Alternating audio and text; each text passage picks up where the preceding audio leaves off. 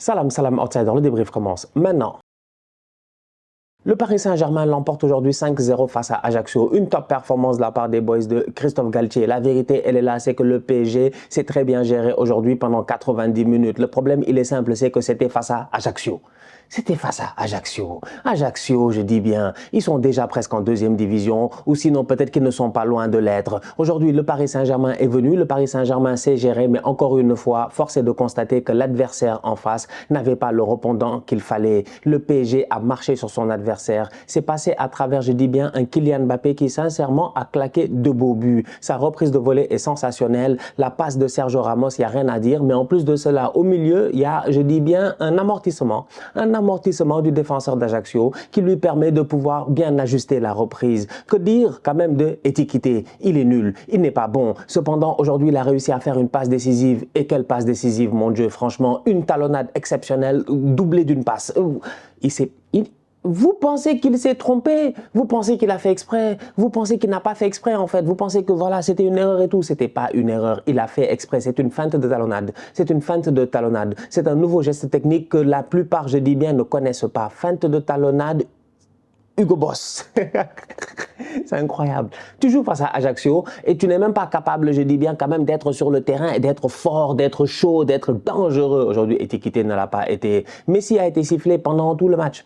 Non, Messi a été sifflé au début du match. Ok, à un moment donné, il va frapper son corner. Bizarrement, il est sifflé. Après, il est applaudi. Il y a eu le feuilleton Léo Messi ces derniers temps. Il est parti en Arabie Saoudite. Il ne devait pas partir. Il s'est excusé et tout. Cependant, il faisait son retour aujourd'hui. Et à mon humble avis, même s'il n'a pas été buteur ni passeur décisif, Messi a fait un bon match. Il a été intéressant. Il a fait ce qu'il sait faire, franchement. De bons ballons. Il a été là dans la construction du jeu. Il a été présent offensivement. Il a, voilà, vraiment un Messi qui est en fin de parcours, un Messi qui est sifflé et je ne comprends pas. C'est la question que j'ai envie de poser aux supporters du Paris Saint-Germain. Vous sifflez Messi pour envoyer un message à votre direction ou vous sifflez Messi parce que vous avez une dent contre Messi?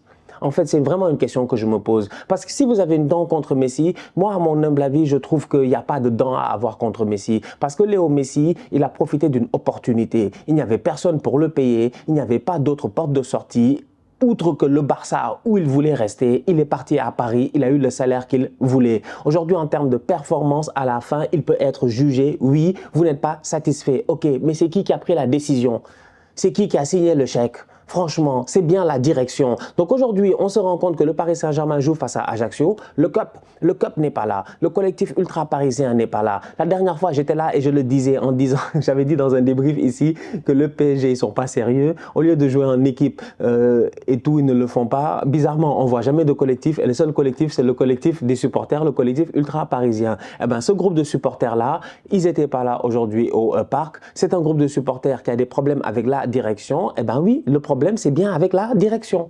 Ce n'est pas avec Messi, c'est pas avec Neymar, c'est pas avec Verratti. Oui, c'est des boys qui ne sont pas performants. On en parle constamment. Marco Verratti, aujourd'hui, face à Ajaccio, il fait un bon match. Mais c'est face à Ajaccio. Tu veux quoi? Tu veux quoi? Marco Verratti doit faire des bons matchs face aux vrais clubs. Il ne fait pas des bons matchs face à des clubs de son calibre. Marco Verratti, aujourd'hui, je suis désolé, c'est ce que les Américains appellent big fish in a small pond. C'est-à-dire qu'aujourd'hui, c'est un gros poisson dans un petit aquarium. Lui, il est tout heureux. Il est tout heureux parce qu'il a que des petits poissons à côté de lui. Il pense que lui, voilà, il est fort et tout. Alors que non, si c'était on n'a qu'à le mettre dans le gros aquarium avec les requins et tout, il va se faire bouffer. La preuve en Ligue des Champions, on l'a vu. Donc aujourd'hui, au niveau du PSG, je suis désolé. La performance, elle est excellente, oui. 5-0 face à Ajaccio, c'est une manita, c'est à applaudir. Il n'y a absolument rien à dire. Cependant, il y a des questions à se poser, encore une fois. Franchement, il y a des questions à se poser, quoi. C'est pas possible. Le problème reste le même. Le problème reste la direction. Tant que la direction ne sait pas gérer, tant que la direction n'aura pas pris les devants, tant que la direction ne viendra pas avec un plan clair pour nous dire même déjà qui sera le coach la saison prochaine, est-ce que c'est Galtier ou pas, ben, les choses ne peuvent pas changer. Donc aujourd'hui, comme je dis, tu peux en vouloir à tous tes joueurs. Tu peux siffler Léo Messi pendant tout le match si tu veux ou le siffler par intermittence, mais à la fin de la journée, ça ne changera pas grand-chose. Le Léo Messi, il va partir.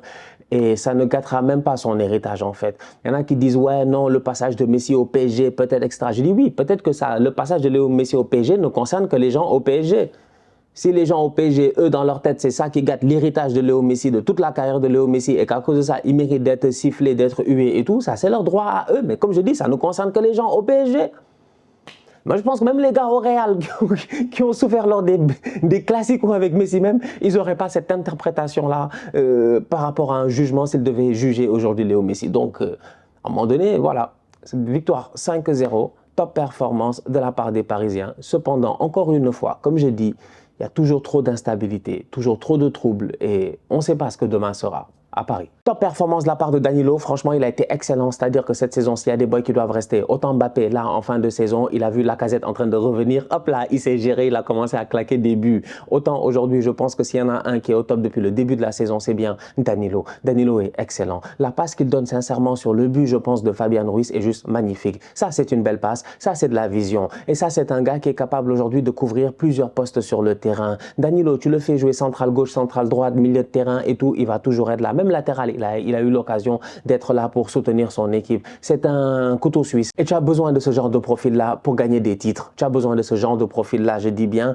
pour avoir des gars qui sont prêts à tout donner, à mouiller le maillot. Et aujourd'hui, Danilo, il mouille le maillot. Il sort, à mon humble avis, une belle performance. Que ce soit Ajaccio ou pas, pour lui, je m'en fous. La vérité, elle est là. Oui, c'est moi qui le dis. Oui, Verratti, c'est Ajaccio, je ne suis pas content. Par contre, Danilo, c'est Ajaccio, tu es content parce que Danilo, la même performance qu'il t'a fait face à Ajaccio, il te l'a fait face à toutes les autres équipes d'un calibre beaucoup plus élevé cette saison. Ça a été un joueur constant dans la performance. Et ça, c'est positif et ça, c'est bien. Donc, à un moment donné, je regarde cette équipe du Paris Saint-Germain là de Christophe Galtier et la question à se poser, encore une fois, c'est de savoir de quoi va être fait demain. Est-ce que tu gardes les gars en défense centrale? Est-ce que Marquinhos, tu dois le garder aujourd'hui? Tu regardes aujourd'hui face à Ajaccio, tu n'as pas d'attaquant en face de toi. Tu n'as pas une équipe capable de te faire mal, une équipe capable de te fatiguer. Donc, automatiquement, tu parais en contrôle dans le match. Tu parais, je dis bien, très très fort. Alors qu'en réalité, tu n'es pas fort.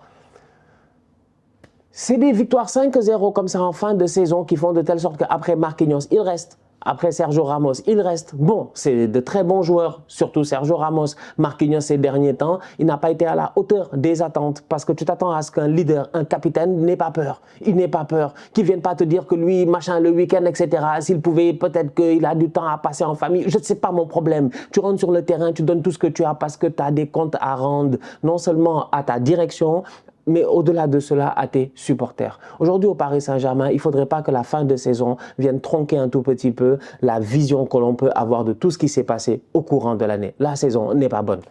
C'est une réalité. C'est une réalité. Encore là, si tu avais fait doubler Coupe de France, machin, tout ça, tu n'as même pas fait doubler Coupe de France. Donc, voilà. En tout cas. Achraf Hakimi a pris un carton rouge aujourd'hui. C'est pas la première fois cette saison. C'est pas facile pour Achraf Hakimi ces derniers temps. C'est dommage parce qu'avant cela, il avait claqué un but et même un beau but parce que c'est Kylian Mbappé qui est encore une fois dangereux. Franchement, dangereux le Mbappé. Quand il veut, il peut. Et cette saison, il nous a montré aussi qu'il peut avec ses 26 et quelques buts en championnat. Comme j'ai dit, individuellement parlant, Mbappé, bon, on peut discuter, on peut parler. Il est resté à Paris, il aurait dû aller au Real, la suite de la carrière, machin. Il y a plein de choses sur lesquelles on peut discuter, mais son apport individuel, ça, sincèrement, je pense qu'il n'y a pas grand-chose à dire. Le boy, il va mettre les statistiques sur la table et personne ne va parler. Donc aujourd'hui, Mbappé, il est là, il a une belle occasion, une belle frappe, le gardien fait l'arrêt et derrière qui est là pour claquer le but, son ami Achraf Hakimi. Cependant, Achraf derrière, il prend un carton rouge, il se bat. Il se bat. Mais moi, je trouve qu'on l'a provoqué. Ah, moi, c'est comme ça que j'ai vu l'affaire. Dites-moi, vous, en commentaire, sincèrement, peut-être que les Marocains, ils vont pas être contents aujourd'hui, mais il faut qu'ils m'expliquent. Sincèrement, pour moi, Achraf, on l'a provoqué. Achraf est venu. Déjà, il y a un coup sur Messi. Messi, il est à terre, il ne sait même pas ce qui se passe. Tu vois, Messi, c'est ça son problème. Il n'est pas sérieux. Il n'est pas sérieux. Messi, on lui donne un coup. Il a la tête comme ça en train de regarder. En disant, mais pourquoi tu m'as frappé, toi, en fait? Messi, dans sa tête, il a dû avoir 35 000 questions. Ses coéquipiers arrivent. Je pense qu'il y a Marquinhos qui arrive en premier. Il pousse, etc. Achraf arrive. Achraf pousse et immédiatement, il reçoit un coup, je dis bien, sur la main. En tout cas, c'est ce que j'ai vu au ralenti. Après, Achraf a essayé de donner un coup de poing, mais bon, c'est passé à côté. Bref, il y a eu un bordel sur le terrain. Et finalement, le seul sanctionné, c'est qui? C'est Achraf Hakimi. Bon. J'ai envie de dire à l'arbitre,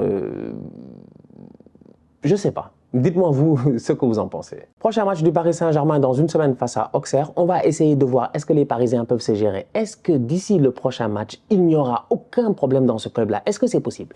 Juste cette semaine, tranquillement, en arrivant vers le match là qu'ils viennent de gagner 5-0 face à Ajaccio, on nous sert l'information en nous disant que Kylian Mbappé est allé parler aux jeunes de l'équipe de France pour les empêcher apparemment de faire une grève ou quoi que ce soit parce qu'il y avait des problèmes là-bas et tout. Mbappé, immédiatement, il est allé sur les réseaux sociaux, sur Twitter, pour démentir cette affaire-là en disant « Sortez mon nom de vos salades ». Maintenant, la question à savoir, c'est que est-ce qu'il y aura une autre salade d'ici le prochain match face à Auxerre? Voilà un club qui, au lieu de se concentrer sur la saison prochaine, il y a toujours des problèmes à gauche et à droite. Souvent même, tu te poses des questions à savoir, en fait, est-ce que le premier ennemi du Paris Saint-Germain n'est pas forcément le football français lui-même? Même si le PSG ne se gère pas, en tout cas. Un jour, je vais demander à Willou, il faut qu'on s'assoie et qu'on discute de ça avec Willou. La famille, on se capte très bientôt pour un nouveau débrief. D'ici là, on continue à liker, on continue à partager, on s'abonne, on s'abonne, on s'abonne. On est ensemble, on reste en santé, c'est le plus important. Tous outsiders.